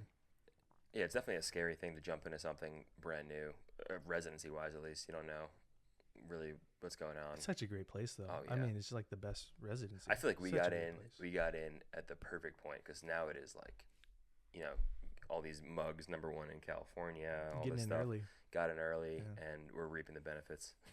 Yeah, it's great. I don't really even think of it as too new of a program now. Like we get asked that all the time by applicants. I'm like, honestly, it kind of runs like a well-oiled machine now. You know, yeah. And ever since Cy took over too, it's just like, you know, he hit the ground running. Are they still doing like video interviews, or are they doing in-person interviews? They did those in January. They like did in-person for non-rotators, and then virtual interviews for people who had already spent a month with us to save money, which I think makes sense. Like what, you know, spending money for a hotel and all this stuff to fly back out when you already were there for a month. How do you pick a program? How do you pick a program? Yeah, I mean, it's just kind of. I think it just ends up being the people. The people, for sure. Yeah. And otherwise, you're going to be unhappy. That's all it is. It's the people. Well, I like, because I was involved in the process this past year, and people always ask, like, what's something I should know going into residency? And like 2 people could go through the same exact residency program and be like light years away from each other as far as their ability. Like, it's the people who are like take personal ownership over like getting to where they want to be. Because, you know, you can go to any program and end up being great or struggle. I think a lot of it's just like personal responsibility. And your satisfaction with the program, too. Yeah. And the people, like if you get along with the people and you feel like you have good connections and it's not a total struggle, you know, you're going to end up being happier and do a better job. It's a definitely resident-centric program, which is nice, you know, because if it's going to be about teaching, you know, you have to have that in your mind that the goal is to teach residents, and you know, the experience has to be, you know, part of it. What's interesting is like working with residents, you see people over the years, and then like sometimes almost everybody's so great, you know, so you just kind of expect like at least things to be like pretty good, and then sometimes it's hard to identify when people are not so great on certain rotations. Even it's just like it's like a lack of like understanding sometimes of just like how to learn that part of surgery. You know, like maybe you haven't done any scopes, and now you just have to like learning the anatomy on the scope is important. But if there's not somebody teaching you that or telling you like focus on this, you know, it's the good learner, good teacher kind of thing. It's like hard to know what the hell to study because you're like reading these books, and you know, all it's going to be on the tests, and like, is Stone going to ask me this? Like, what's he going to be mad about this today? And do I know the anatomy? But then it's like, do I know the case? What's next? Like, there's a lot of like dimensions to understand. What I think is going to be a huge part of teaching moving forward is virtual reality goggles. Absolutely. And essentially, how I see the future going is you're attending, doing any sort of bread and butter case recorded somehow on a virtual reality goggle. It doesn't even have to be on a person. It could be on like a VR software. I'm using those Meta glasses. Yeah, and then that's uploaded to some like study portal, and then you as the resident can literally watch it and How I do it. how you do it, Right. and how it's being described, and what you're looking at, and POV, man, POV. the entire time. I mean, I think it's going to be huge because you could read about it, you could watch videos, but until you like actually see it and can do the fine movements of it, it just doesn't. It's not conceptually the same at all. I always got the most out of those types of videos in training. There was Seth Gamrat at USC. He had 2 videos, one on a total shoulder, one on a reverse total shoulder. It's like maybe he does it great, maybe this other guy does it great. Like a lot of people do it great, but when you're a resident and you're just trying to learn how he does it, you just want to learn how he does it. He had a video on it, and I learned how he did it before I even started the rotation. I watched the video like 30 times. Yeah. So when I went on, it was just like we're going through the case. He was showing me, I'm like, okay, then you're gonna do this. It's like I already knew all that. But like there's some people that come in, it's just like they either don't think it's important or they just like can't do it. But most people like eventually can like understand like all the steps. But like I developed the same thing as like the steps to the operation, and you eventually get all those steps. Like if you can make a video and then you do it the same way, like those things should like be basically like in synchrony, because then you can learn in your head how to do it, so that by the time you're actually doing it, you're just learning the motor steps. So I think that's the best way to learn like repetitive surgery that you're going to do like over and over again, like T-lifts or ACDFs. Like you're going to basically do them the same way, and you're going to look out for certain pathology along the way, but like the process of doing it becomes the same. And you can do standardized things same way with trauma. You just standardize it: approach, exposure, reduction, fixation. It's like you just go through the steps, and like whatever they are, you just alter them based on either the anatomy or the problem. But as long as you know the anatomy, like you have to just understand the anatomy, and then the pathology, like the pathologic anatomy, and then the steps to getting it right, like those are like a stepwise fashion that it just, you have to like learn through repetition. But like if you're just going in and you're just showing up and you're looking at a body, like that's a lot. That's a lot to just learn from like watching somebody. It's like, impossible. It's almost impossible. Like it's impossible when that's ground zero, that you're just looking at the shoulder, to then get to like me doing a surgery. It's like that is what it takes. Different languages. Honestly. So like, but then if you're sitting there and you have all your headphones on and you're watching a video and it's step by step, and it's the key parts of that, it doesn't have to take an hour. And surgery can take 45 minutes to an hour, but the videos are 25 minutes. You just cut them and then you watch them. It's like it ingrains it in your mind of what you're going to see, because I'm seeing the same thing every surgery I'm doing. I'm seeing it in my head. I'm looking at it, but I'm also seeing it in my head. So you just have to learn that. And so like if you want to learn that, like I'll show you that. And if you just watch videos, you'll probably learn that much faster, so that our limited time together, you can gain so much more out of that. Right. So like in fellowship, the way I learned was that way. It's just I didn't watch videos because they didn't have any. But like if they don't have videos, I can't learn how that guy does it. Even if I watch how Seth Gamrat does it, I don't know how Jerry Williams does it in my fellowship, so it doesn't help me. So then it's like you have to have specific videos for that surgeon, really, like, or that technique that's pretty similar, because like there's so much variability in a total shoulder or a rotator cuff, or maybe, ACDF is like, it's going to be like implant choice. It's going to be like your, like the decision making is maybe interesting. That's what this show's about, is decision making, but like, and like outcomes and stuff, but like the actual technical part of things, not too much variability with like hardware or plates.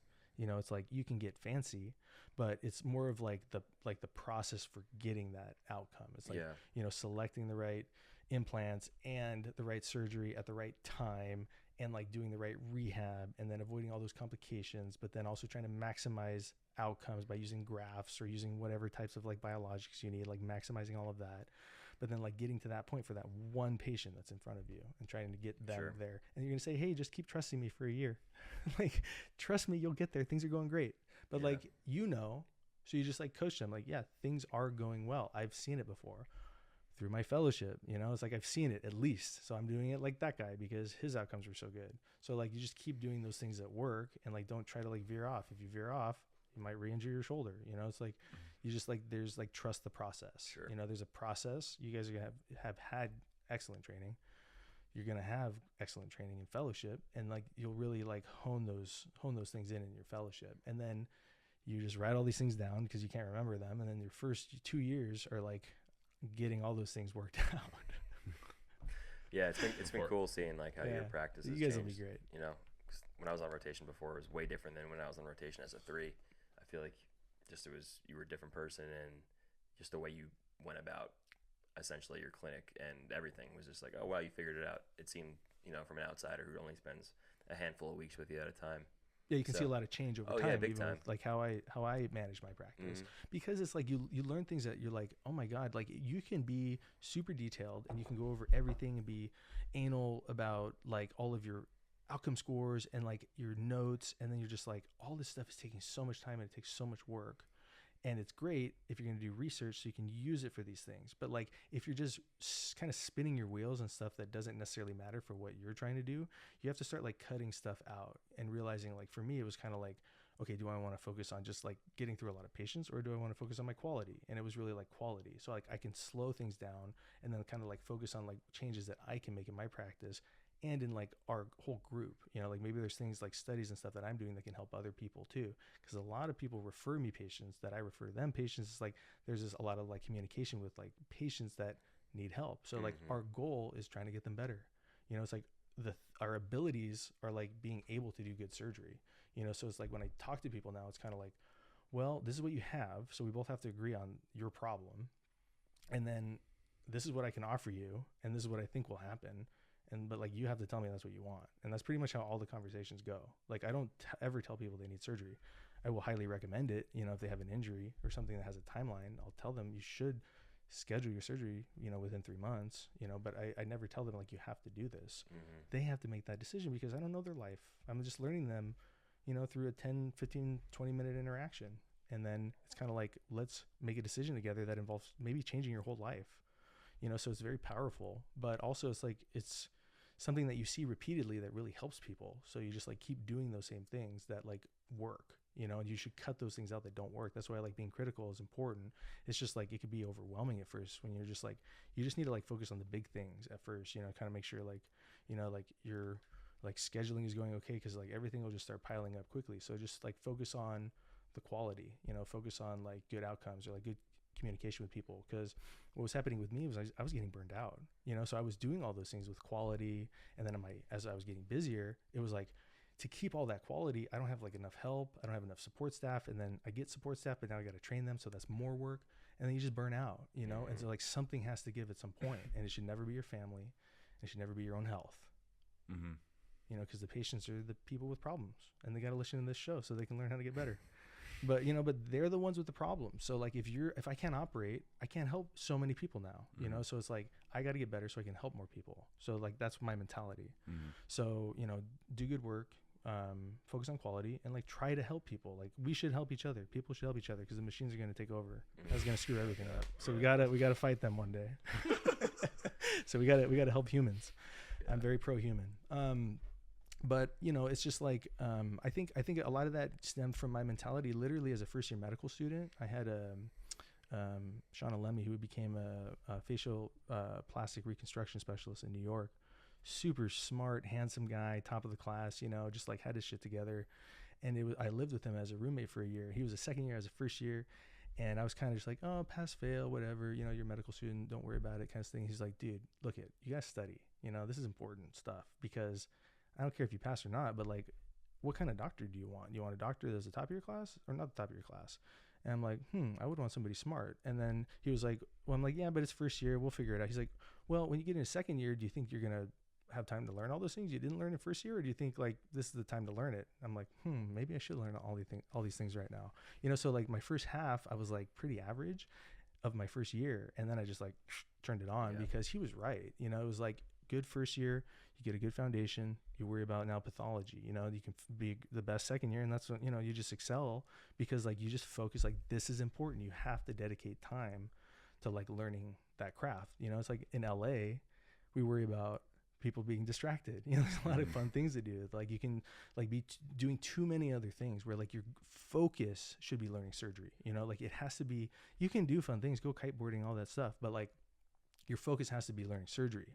It shouldn't be like some people like, trying to get to like Instagram famous or all this stuff. Is like, there's time for that. You got to build that foundation. You can do those things, it's fine, but like it shouldn't take away from like building that foundation. It was like that same thing I learned as a medical student. I hear you. I think, at this stage of the game, for at least me and you, Lucas, it's just like, you're so like you guys are too far gone. That is your lost causes. Yeah, I've been to Erewhon a little too much. No, but it's like you have to build that foundation.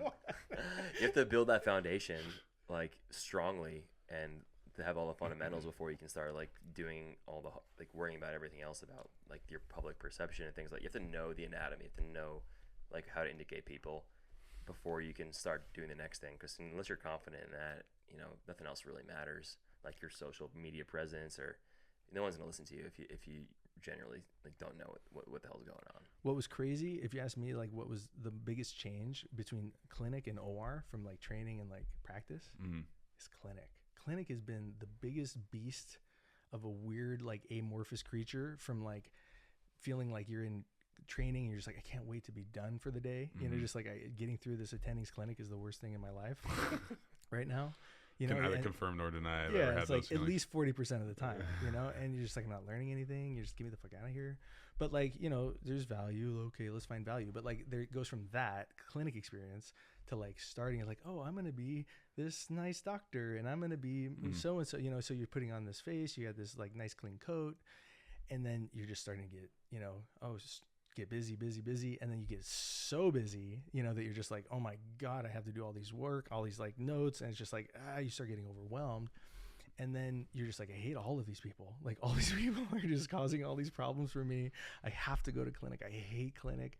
I have to deal with these problems. All these people are coming with their problems, and it's this mentality that starts just like burning you down, and it just like will burn you out, and so that's burnout, and you don't know it until you start like yelling at your dog, or like you're just like coming home late, or like you just like you're doing too much work, and so the work in our life is just something that we're always doing.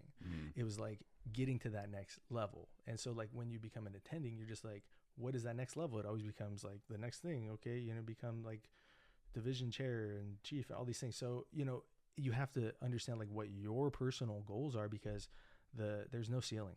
You can just like literally just do it's just from this point in your life, and then moving on is just pure entrepreneurship of whatever you want to do, because you're going to finish your training, and then you're going to get your job, and then everything else is whatever you make out of it. And you can do anything, like literally anything you want really now. Like your parents told you that when you're younger, and it's true, but it takes so much work to get to this point. But like this is like that pinnacle where you guys have so much ability that it's going to set you off in any trajectory that you want to take it. You have like nothing is written actually right now. So you have all this like pure like kinetic potential, and it's not kinetic, it's potential. You have like all this stored in, and like right when you get out of your fellowship, you're just going to be overwhelmed with all these people that are talking to you and trying to like tell you how to like manage things and stuff. So like you just have to keep your focus, and like all those things that are like those pillars that you've built up to be able to get to that point to then have a successful career. Sure. Because like it can just fucking crumble. I mean, it's cool. It can just crumble, because then you get the Ferrari, or you just there's so many ways that there's traps out there, and so like to be that guy, you just have to know where you want to be, and then you figure out how to get there, and then maybe that's not even the end. Maybe that's just for a while, and then you do something totally different. That's what's cool about our field, is like you get to meet really cool people and like get into their lives and like learn about their problems, and it teaches you a lot about like people, like talking to people teaches you about people. So that's the big thing with me, is like surgery, I've learned about myself.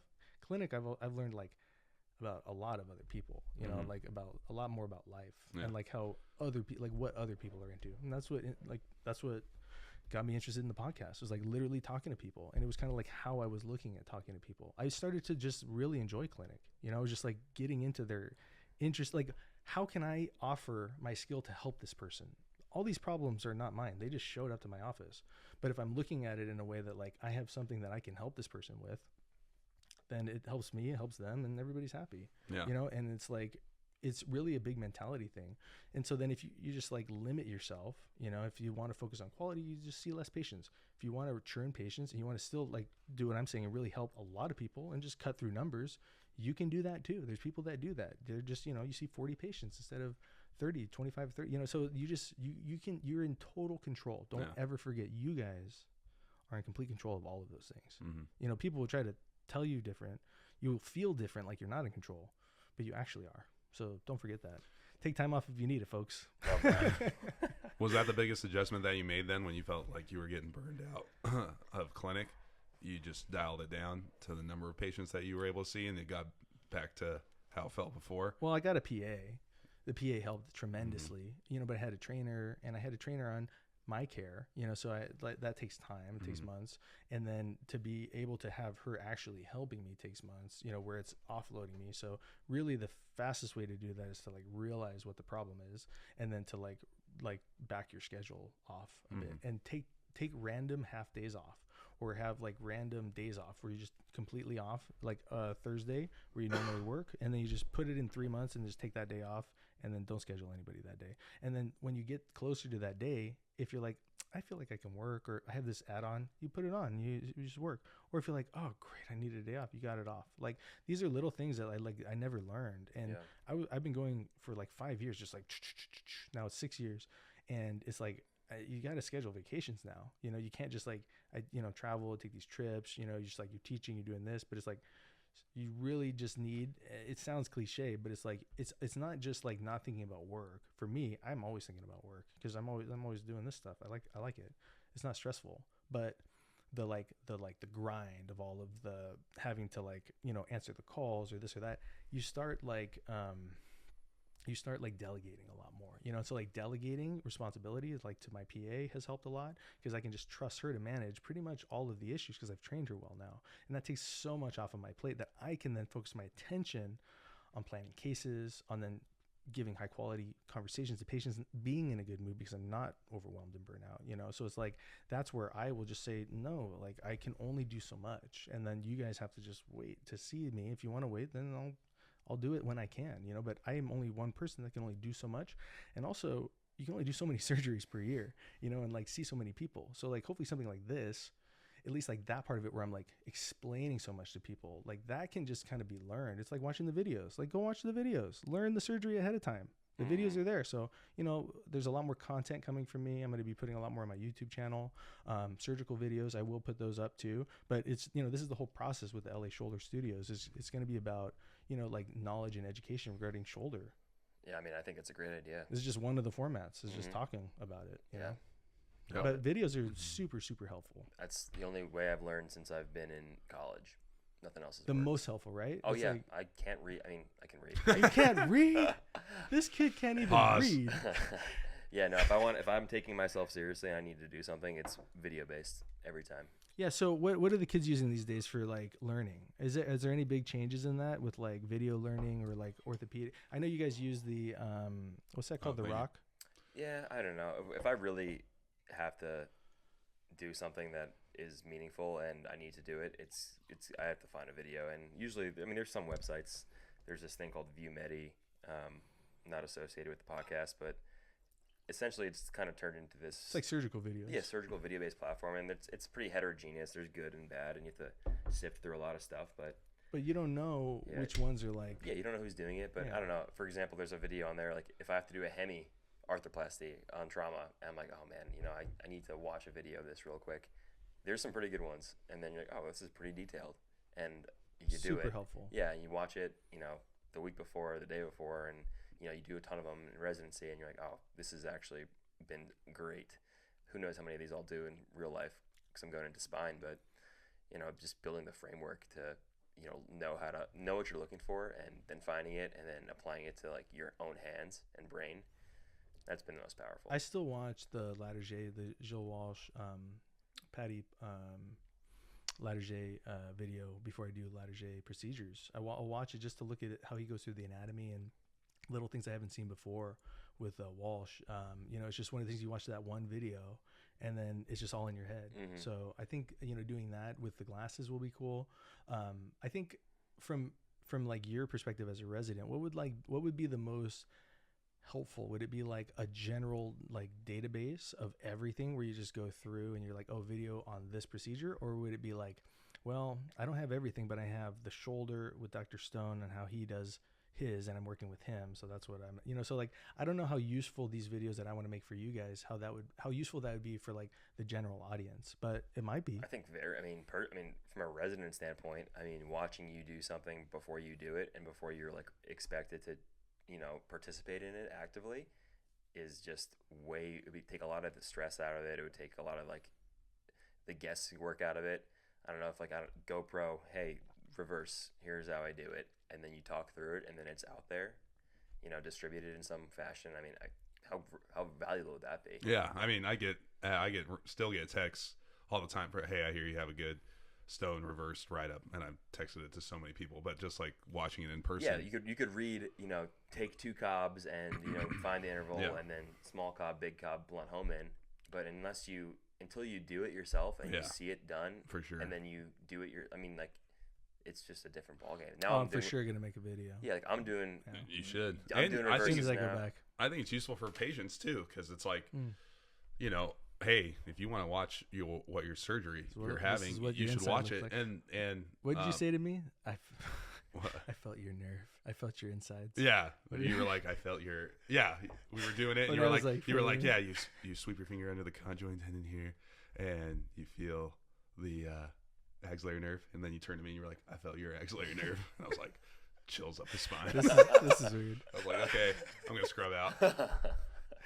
I was inside of you. Yeah, but it was. I think that stuff would be super useful for patients. Like Dr. Lynn at Cedar, she always talks to patients is like, hey, surgery is very hard. Like this is our job, but it's still very difficult. And I feel like nothing would make a patient appreciate that more, understand that more than literally watching the video of the surgery that they're about to have. Yeah, and it looks cool. Yeah, it looks awesome. People love looking at their X-rays.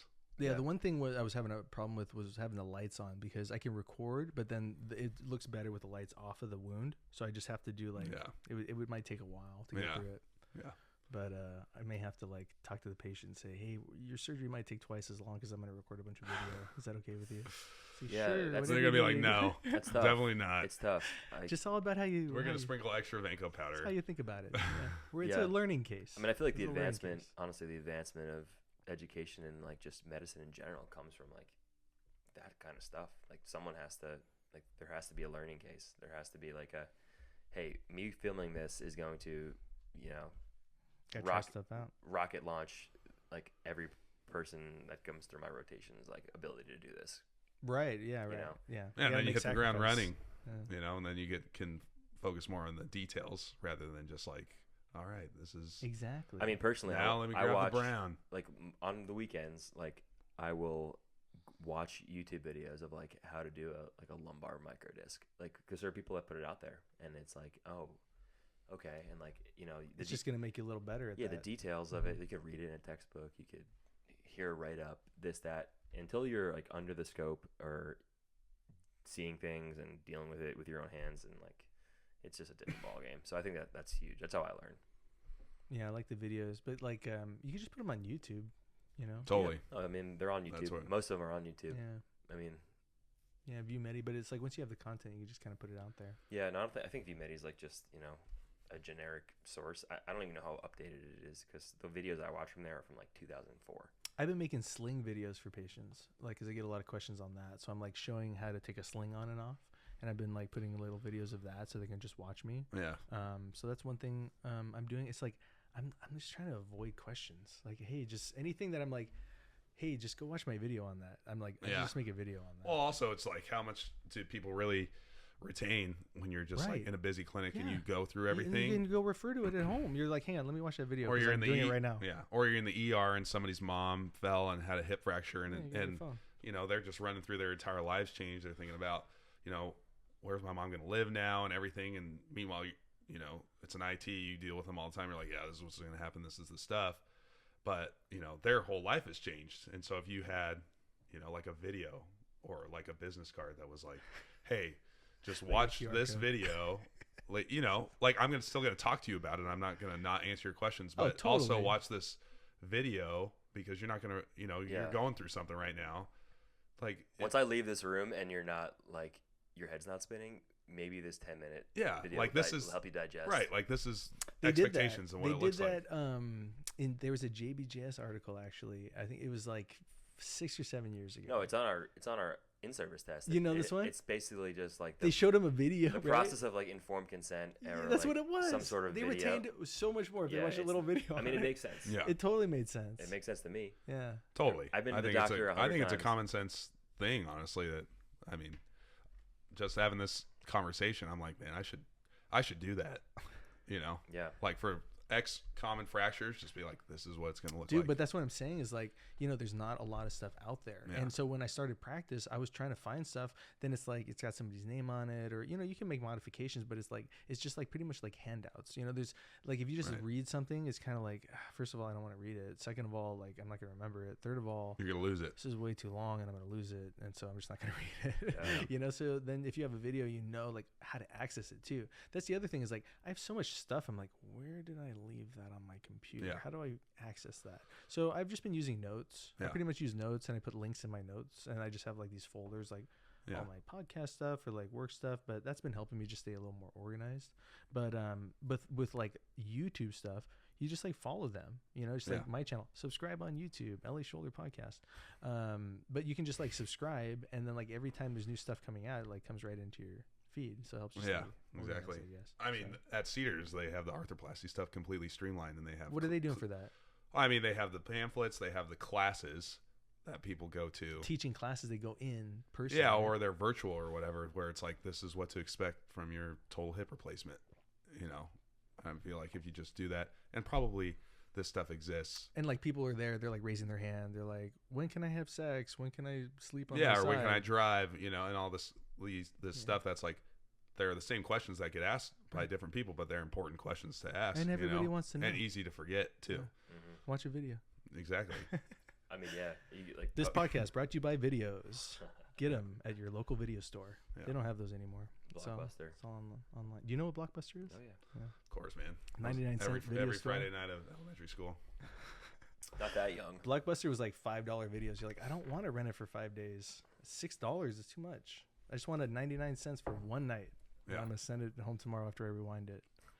One video game, one DVD. Every time. Yep. Yeah, DVDs just, I remember when they came out. That's how old I am. I'm so old. But it's all pretty much the So same old. now. It's like once DVDs came out, it was like, okay, guys, it's digital now. So Yeah. you guys got to figure out these formatting things. I mean, yeah. There's a technical. Nobody actually told us that CDs were pretty much the same as like MP3s, and it's just like a format. No, It's like, you just get- that's way too complex. We you- can't understand these things. You get fed information. You're like, okay. Do you think there was any person that ever understood how record players worked that were like normal people? No. No, exactly. mean, I Like, think about that all the time. dude, Like, how many people can explain? how is it on there? How is the stuff, music on like there? how many people can explain how that light works? Dude, none. How many people can Not explain none how is a the Bove, answer. Some can. Some. How a Bovie works. No. Electrocautery? Yeah. I mean, Dr. Bovie? I looked this up I don't know. pretty recently because I was like, I call it a hot stick. I should know how this works. Please enlighten us. It's basically like different. Frequency, It's right? differential. Electric Yeah, it's frequencies. differential currents, and Yeah. like that's what cut and coag are. It's This is where we start putting blinking the misinformation on the screen. Warning. Misinformation. No, but it's like those little things that you don't really look into, and you're like, I should probably. I know how always this use a works. protected tip now. I just always use a protected tip. Some people in spine will use like, it's like It's a spine thing. well, it's a needle tip. It's Yeah. it's like I don't like that. I stabbed myself before. it's hard. You It's very could painful. you could really actually mess something up if you use that. If you're not It's good at it. dangerous. Yeah. But it's also very precise. Yeah, you have to like, you can't just pick one up and be like, oh, It's I'm a gonna baller use it move. today. It is. I used it once and it was like, oh, I need to. It's too much for me. Mm. Yeah. I need something like less killy. Yeah, It's kind of killy. it Especially feels when like you have a when the lightsaber. the Something a little residents bit more grab it. gentle. The residents grab it. They're like, Yeah, I got this. I got this. No, it's not a resident tool. yeah. It gets real stabby. I got You would stabbed never when let I was a us use that. fellow in my finger with a hot needle bovie through my glove and just like stabbed the hole to my I hear bone. those hurt really bad and take It a while to hurt heal. for like a month. Yeah. It Wait, just but it people, was like- healed and it still hurt. People Bobby over their finger all the time. It just was on your finger for too long. It was so sharp it stabbed into my body Because right. because of the I've- freaking needle, not because of a normal bovie. Oh, just because it was the actual. Hot, yeah, it was Ugh, not good. It was hot lavender, latex inside of my body. It was not good. It was bad. It was just burned. Sounds like inside. it would hurt for at least It a month. did. It took a while to express itself out. Ugh. but it's healed now. I don't know. I've been stuck and injured so many times, but you just kind of clean it and wash it and move on with your life. I don't know. Yeah. As long as it's not like something like hollow, I feel like, or like you just get like, well, that went from there into here, and that's not good. People have talked about that for aspirating total joints. Like some people say you should use a spinal needle because, you know, if you just stick an 18 gauge, it has that tiny core, and theoretically sticking just an 18 gauge needle into the knee, you're taking that tiny microscopic, basically skin biopsy. I wouldn't just do that. putting it into No, their you should use joint. the stylet. Yeah. Yeah, when you put it in, and then you take the stylet out. Yeah. Absolutely. Hmm. Yeah, the stylet prevents that. You don't want to do a hollow, Yeah. like a core, because it's like a core biopsy. Yeah, exactly. Yeah, there's been crazy things done at LA County. I think it's done kind of commonly everywhere. Yeah, well, it happens. It's just training. You know, it's not any particular hospital. It just happens in life. And sometimes even experienced surgeons do crazy things that are just, you know, sometimes things just do okay, and sometimes things get messed up, and you got to fix them. So it's just what happens. But I think what really, like, what got me into, like, the mode of, like, all right, so what do I need to do to, like, start figuring out what kind of things I need? It's like, you just like go. You show up to your job, and then they kind of ask you, like, you worry about these things. You're like, oh, I got to have all my instruments. I got to have my cards, all these things. Like, no, you just have to, like, know what you need. Like, when you see it, you're like, show me what you have. Okay, let me see your shoulder tray or your general tray. And then you're like, half of these are terrible. This half is good. And then you're just like, it's missing. I know it's missing these things. And then you just order them, you know? So there's ways around, like, what you know you need for your cases. And then you just kind of, like, you know, in your head, like, well, during training, you're going to do certain cases and you're not going to do other cases in reality, like when you're an actual doctor, you know, treating people. Because, like, you have to, like, tell the patient and their family, like, I don't promise you're going to be okay, but I'm going to do my best. And I really believe I'll do a good job, you know? So, like, if you're doing something that you can't say that, like, you should realize that probably by now, like, in your training, because you're not going to get better at pretty much anything other than, like, from your fellowship, you know, and the rest of this year. So, like, you just don't have that much more time realistically. I know. You know, and maybe there's a few. We were talking about it on the way up here. Well, maybe there's like a few. It's like, and not. It's like the reality. Maybe people don't know, but, like, the reality of training is there's not one perfect program. There's not one program that does all the surgeries. You know, it's just surgery is just so complex that it can be so variable, and it can be, you know, something that's like heavy reconstructive, or like they end up doing a lot of spine surgery, or like very little spine surgery, or a lot of traumatic spine surgery, but maybe the trauma people take all the hand, so that you do no hand, but you do all the trauma on the spine. So it's just how things go. But there's still great programs that are very, very well known across the country, and, like, ours is one that fortunately is, like, great all around. You know, it's like everything is pretty covered in terms of, like, training. But, like, you're still not going to train everything, and you're not going to train everything all the time. So you're not going to be a specialist at, and, like, maybe some things you'll be pretty good at by the time you're done in residency training. But, like, then you know, like, okay, what I can do, what I'm going to learn, and then, like, what I pretty much shouldn't do. You know, and so, like, and then maybe there's, like, a few things at the end of your year you're like, I just got to do a few more of these if they come up, you know, and then that way you'll feel competent. You know, but you should start thinking about those things now. Yeah. That's what I'm doing right now. I'm on arthroplasty now, and I'm just like, you know, the opportunity is potentially there to do elective arthroplasty and revision arthroplasty and stuff. And so I'm just trying to get as many reps as possible, which I should still get those reps in fellowship, but just in case. And go to clinic too. Go to clinic. Yeah, I have been too. Especially with the people. Don't do just. I would say, like, one thing that helped me probably the most in fellowship was just being with one guy who I really respected. Yeah. How he thought and how he solved problems in clinic, Jerry Williams, and I just, like, lashed onto him. You know, I just, like, got in his head of, like, how he, until I could, like, figure out how his method was. You know, so if you can do that now for some people of, like, arthroplasty as much as you can, like Spitzer or like Pennenberg or like anybody who will have you, you know, if they'll have you around, like, you can, like, just, like, how they're handling those problems, even if you're not doing much, you'll be like, oh, I'm glad I, like, hung out that day. No, it's been great. I mean, they've totally. But you got to be there. If you're not there, you don't have that memory. You don't have that. No, I mean, learning. They've been awesome. I'm getting their preference cards. I'm getting their case requests. Like, basically, they're like, this is what you need, you know, and this is how I do it. You should yell at the juniors too.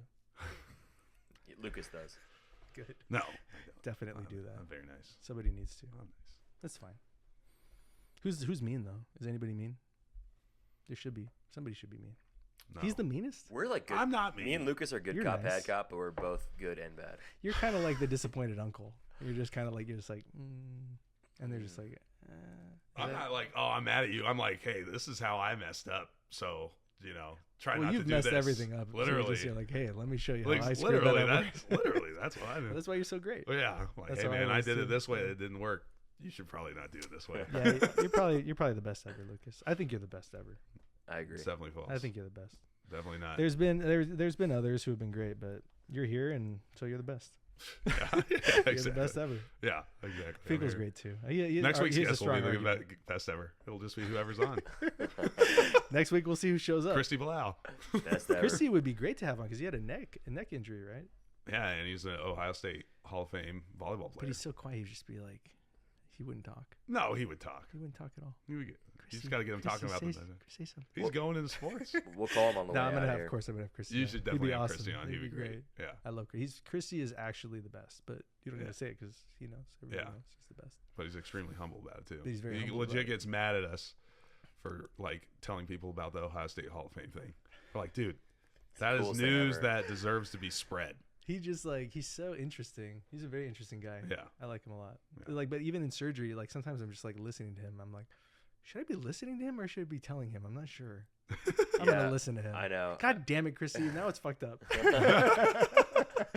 He's just like, well, I don't know. I'm learning. I mean, It's I like, don't know, well, fuck man. it. Yeah. No, but that's interesting too. It's like I can always learn from like these guys, like you guys. You know, Yeah. it's like no matter how good you are, it's like I sometimes will like let you do too much, and then I'm like I should not be, letting him do that much because it's something that I just need to know that he knows what he's doing ahead of time. You know, so sometimes it's like you kind of get into things and you're just like, oh yeah, I kind of know. It's like you just got to be right there. That's why I'm always like right there. Yeah. But like with somebody like him, he's basically like almost a surgeon himself. Like, Mhm. so are you. You can do, know what you can do. You guys can do cases. You can do cases. You guys are great. But like, it's like because of how shitty you were, as an intern and like as a junior resident and just like you especially, it's just like, I was just like, I like you, but we can't be cool because you got to learn surgery, And like when you came back, it was like, dude, you were like one of the best from what you were as a third year to a fifth year, like no, by far, like you were such a great fifth year. And as a third year, it's like you were still figuring it out, but like that's why it's so important because then you get there, and then you're just like, oh, okay. If you just kind of just like, I'm not gonna listen to that guy, it's like, well, I'm literally trying to teach you, so you'll be better because of it.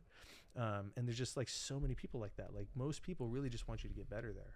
So Yeah, it's a good place. It's been great. I honestly, it's been the best.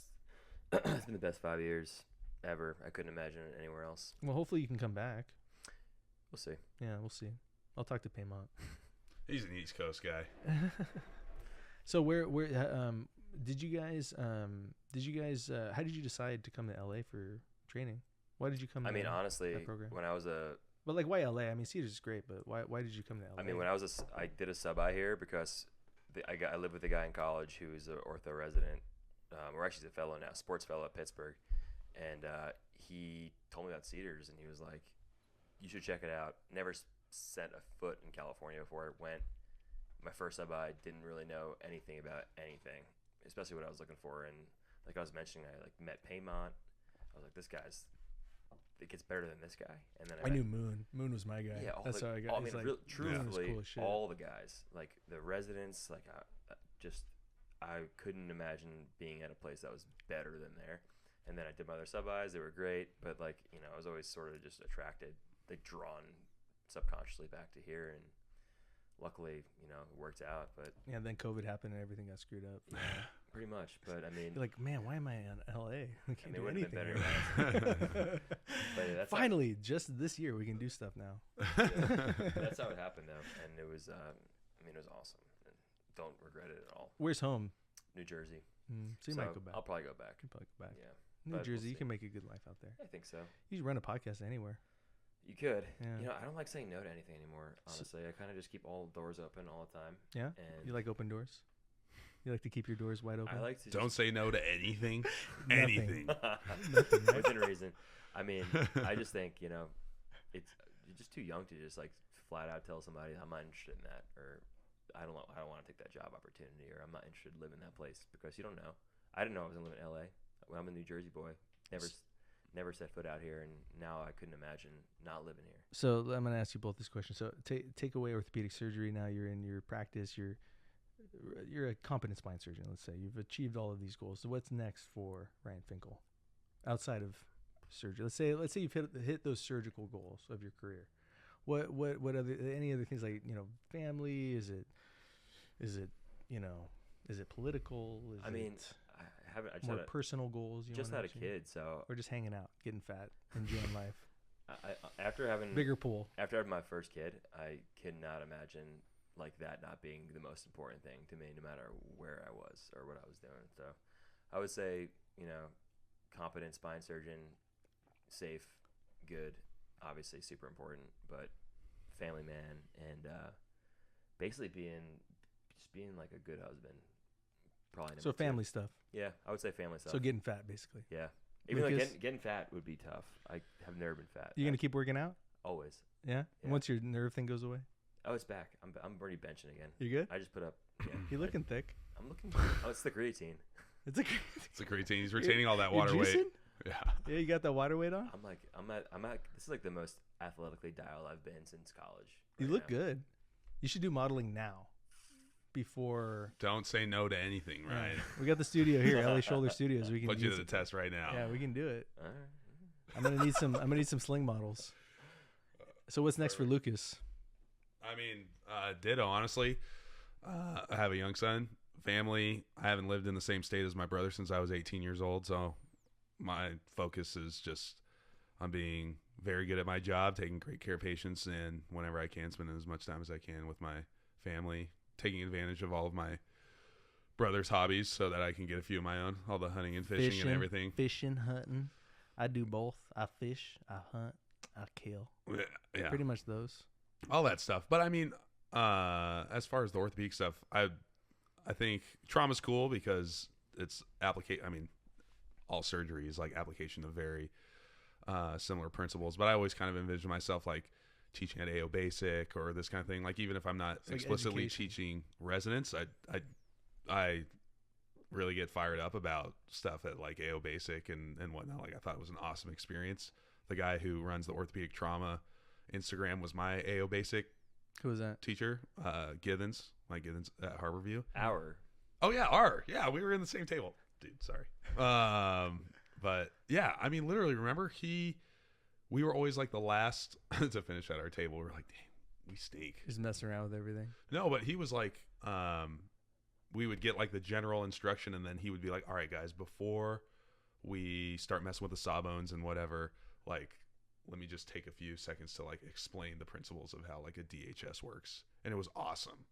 And to do that for somebody else, like to pay that forward, I want to do that. So even if it's not explicitly working with, I would love to work with residents, but if I end up in Idaho, like the plan is, there's not a whole lot of medical education infrastructure out there. I would love to Perfect. like, if it got started, Perfect. Make No. videos. I mean, Brought if to you it- by videos. literally, if it got started out there, I would love to get involved. But for now, the AO Basic stuff, the OTA stuff, I would love to be involved in. That's cool, man. Like educate. I met Moon at AO course. Yeah. Yeah, and it was like, hey, you were at county, and I was at county, and that's how I got a job at Cedars. So far, well, dude, it's been so awesome having you guys. I think telling your stories hopefully been helpful for some people, and this has been the first episode. So this will be forecast for eternity on Love the LA it. Shoulder podcast. Thanks, guys. The inaugural History. episode. Yeah. Thanks for having us, Yeah, Jim. Thanks for appreciate it. fixing my pec. Yeah, man, you're I welcome. really appreciate Cheers, it. guys. Thanks for being a great teacher. We're building it up.